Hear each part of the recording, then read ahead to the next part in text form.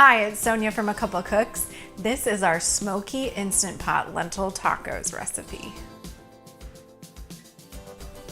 We have a killer recipe for smoky lentils and rice in the Instant Pot that we thought would be perfect as a taco filling.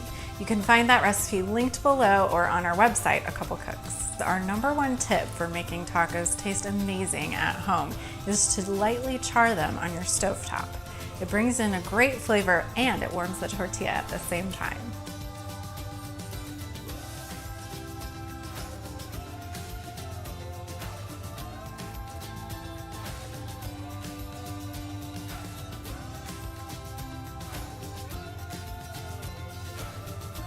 All right, these tacos look delicious. You can find the entire recipe for the lentils and rice in your Instant Pot and the tacos over on A Couple Cooks.